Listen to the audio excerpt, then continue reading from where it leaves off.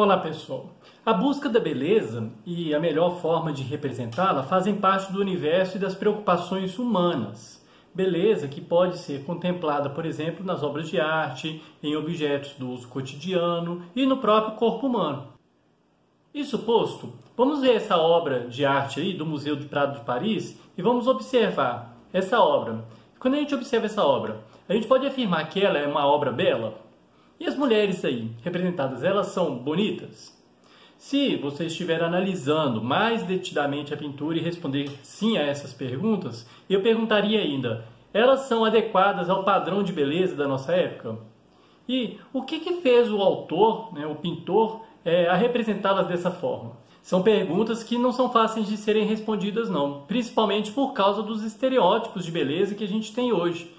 Mas, logo de início, nós podemos mencionar que, na história da humanidade, os padrões de beleza eles vão mudando de acordo com as diferentes culturas, com as diferentes épocas, e que esses padrões eles não estão somente presentes nas obras de arte, não. Estão presentes em vários outros locais, como eu acabei de falar anteriormente. Mas, o que faz um objeto, seja ele o corpo ou uma obra de arte, ser belo?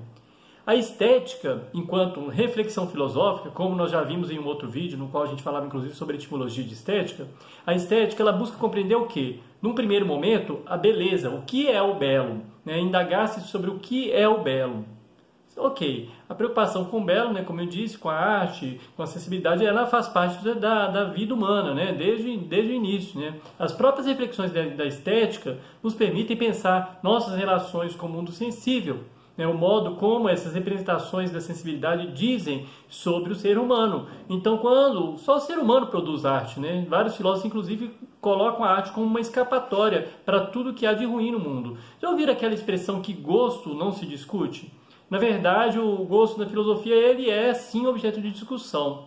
Então eu posso discutir o gosto? Sim, mas não se trata de uma discussão de preferências. Ou seja, eu gosto disso, você gosta daquilo, simplesmente com o fim de a gente universalizar os gostos, como se diz. Nós temos que uma ideia, um ideal de beleza. Essa discussão não pode ser normativa, você determinar, determinista, determinando o que deve ser obrigatoriamente apreciado por todos. Ela deve procurar, ao contrário, os elementos do conhecimento que permitem entender como que funciona o nosso julgamento de gosto, o nosso sentimento acerca da beleza, mas numa perspectiva geral, universal, isso é, válida e comum para todos. Porque senão também fica uma coisa assim, Ah, não, você acha que é, eu acho que não é bem assim. Ela não é normativa, mas ao mesmo tempo eu tenho que buscar algo que seja comum entre as duas visões, Ernst Fischer, ele vai mostrar que a preocupação com a beleza sempre acompanhou o ser humano desde a fabricação dos seus utensílios, lá na pré-história, O ser humano, ele não se dedicou apenas em fabricar objetos simplesmente para uso prático.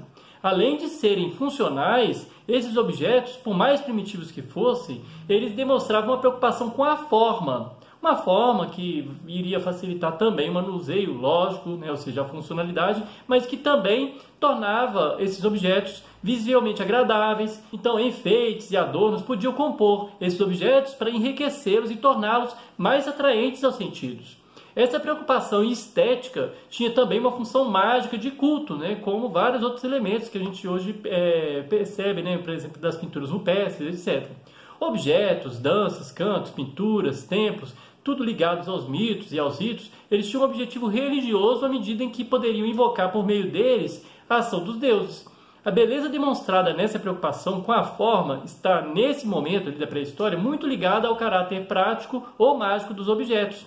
Mas enquanto reflexão filosófica, foi entre os gregos antigos que essa discussão sobre o belo se abriu ao pensamento, com uma certa diferença da abordagem que fazemos hoje, porque a arte para eles estava sempre vinculada a uma função moral, social e política. Ela não tinha uma identidade própria, igual hoje a gente busca. Certos conceitos ainda estão entre nós, tipo assim, quando a gente fala que alguém fez uma coisa boa, a gente fala que ela fez uma coisa bela, ou então quando eu vejo uma criança fazendo uma estripulia, mas que coisa feia, hein? Ou que feio, hein? Ou seja, a ideia de belo e de feio são conceitos do quê? Da estética. E que nesses casos eu estou empregando para a ética, Porque feio eu estou associando a algo que é ruim ou mal, Sócrates, ele vai além, porque ele vai associar o belo também ao útil, né, ao funcional. Para ele, um objeto que se adapta e cumpre sua função é belo. Então, mesmo que não esteja enfeitado, né, então um objeto que cumpriu sua função é belo. Né? Então, Sócrates ele vai inaugurar um tipo de estética funcional, ou seja, utilitária,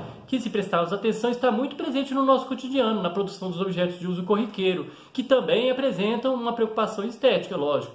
Aliás, essa é a preocupação do arquiteto, não é mesmo? Preocupando-se tanto com a funcionalidade quanto com a beleza.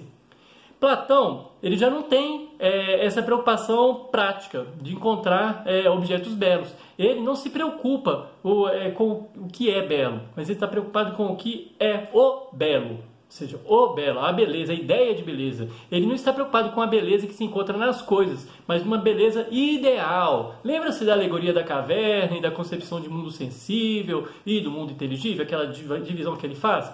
Para Platão, os objetos eles só são belos na medida em que participam do ideal de beleza, que é perfeito, imutável, atemporal, seria eterno, suprassensível, isso está além da dimensão material.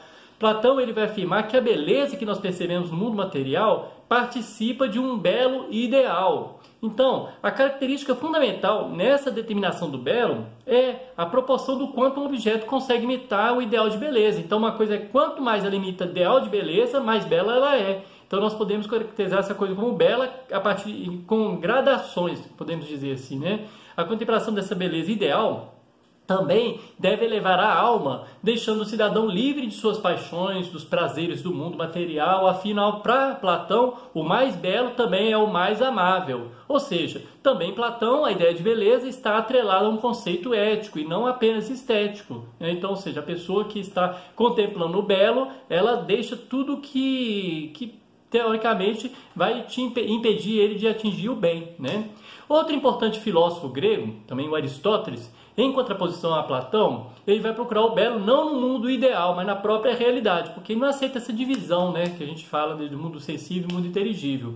Em sua obra poética, ele vai construir um manual de como que se reproduz o belo nas diversas artes. Ele vai mostrar, inclusive, uma preferência pela tragédia, porque, para ele, a tragédia é uma imitação das ações humanas, as boas ou as más, e elas reproduziriam um efeito chamado de catarse. O que é catarse, gente? É quando você toma um medicamento catártico, exatamente para purificar, né? Então seria uma purificação de sentimentos ruins a partir da visualização da arte. Então suscitaria, por exemplo, o terror, a piedade, teria como efeito então purificação dessas emoções, o que tornaria as pessoas o quê? Melhores. Ou seja, o belo também para Aristóteles estaria associado ao conceito de bom, e as artes elas tinham uma função moral e social, além, lógico, de reforçar os laços da comunidade.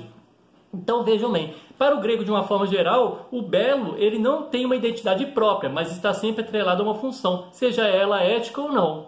Essas teorias a respeito do belo, principalmente para Platão e Aristóteles, elas vão ser retomadas no final da Idade Média e a partir do Renascimento. Então, os filósofos vão recuperar a ideia de beleza que está relacionada à ordem, à harmonia, à proporção, que contribui decisivamente para a formação de uma concepção de beleza clássica, sobre a qual nós vamos falar no próximo vídeo para não alongar muito aqui. Então, gente, eu espero que tenha sido claro. Até a próxima.